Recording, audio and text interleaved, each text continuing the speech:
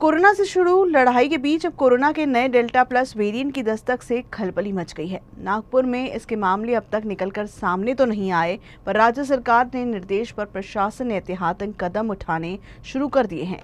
ये कदम और अधिक प्रभावी हो सकते हैं अगर नागपुर से कोरोना के पुणे स्थित NIV लैब में भेजे गए सैंपलों की रिपोर्ट समय पर मिले।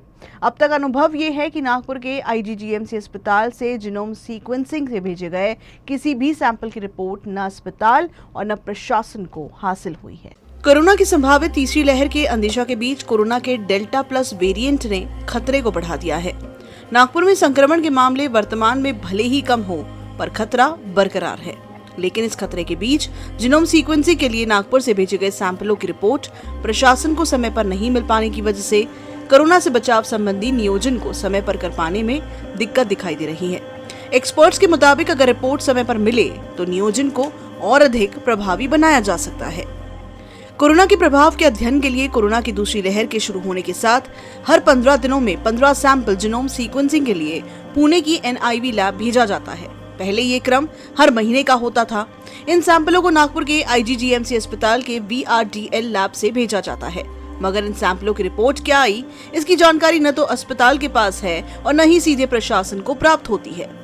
कोरोना को लेकर एक अहम अध्ययन के लिए अप्रैल के महीने में कोरोना के IGGMC अस्पताल की VRDL लैब से 20 से अधिक सैंपल भेजे गए थे। इन सैंपलों के आधार पर कोरोना की वैक्सीन लेने के बाद भी बीमारी से हुए प्रभाव का पता लगाया जाना था, मगर इन सैंपलों की जांच में भी क्या निकला, इसकी कोई जानकारी सामने आई ही नहीं।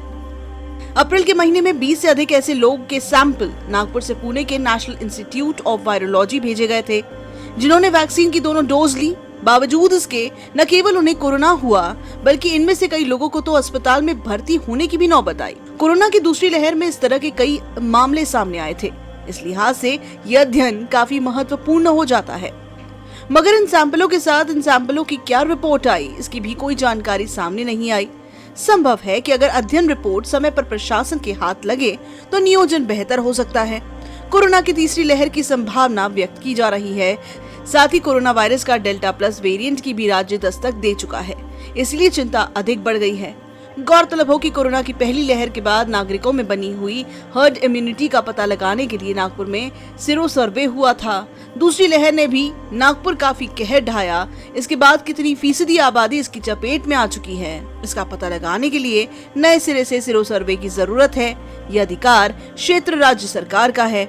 नागपुर विभाग की नवनियुक्त विभागीय आयुक्त प्राजक्ता लवंगरे वर्मा के मुताबिक वो मुख्य सचिव के सामने नागपुर में सिरो सर्वे कराए जाने का मुद्दा रखेंगी।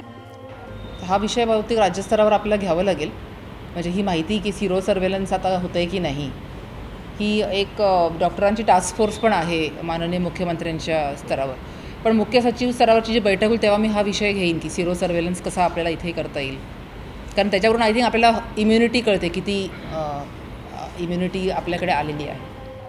यहाँ ये भी ध्यान रखना जरूरी है कि राज्य में कोरोना की दूसरी लहर की उत्पत्ति का केंद्र विदर्भ का अमरावती जिला ही रहा था। ऐसे में विदर्भ को कोरोना के लिहाज से अधिक संजीदगी के लिए जाने की जरूरत है। कोरोना वायरस में होने वाले बदलावों की जानकारी जीनोम सीक्वेंसिंग के जरिए ही होती है। अगर इसकी रिपोर्ट समय पर हासिल हो तो तीसरी लहर और डेल्टा प्लस वेरिएंट से बचाव के उपाय अभी से शुरू हो सकते हैं।